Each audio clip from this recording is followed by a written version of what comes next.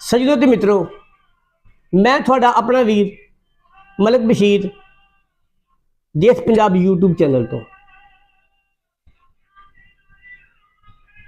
अक्सर वेखण च आया वा कि कुछ लोग अपने सच्चे यार बेलियां नूं बहुत दूर तो वेखना शुरू कर देंगे ने।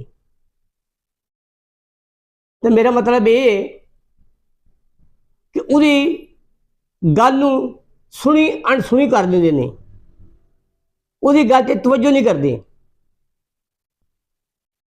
क्योंकि उहदे कोल पैसे नहीं हैगे, इस वास्ते उन्होंने माड़ा कहते हैं। हालांकि वो माड़ा ही हुंदा।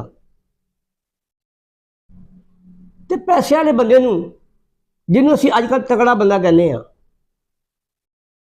यस मैन की जरूरत होंदी है क्योंकि वह खुशामद पसंद होंदा वा। उन्होंने इहो जिहा बंदा चाहिदा वा जिहड़ा उहदी झूठी सच्ची हर गल दे विच हाँ नाल हाँ मिलावे, यस सर ओके कवे, तो उन्हें बड़ा प्यारा लगता वा। लेकिन हुंदा इंज नहीं। कभी भी अपने माड़े यार दोस्त नूं इग्नोर ना करो। औखे सौखे वेले खुशामदी लोकां नालों वो थोड़ा सच्चा दोस्त जिहड़ा होएगा ना, सच्चा यार बेली, वो थोड़े काम आएगा। तो फिर तुहानूं पता लगेगा कि अदाकार कौन है ते वफादार कौन है।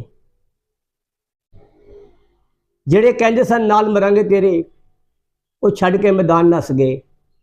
जीवे जीवे देश पंजाब।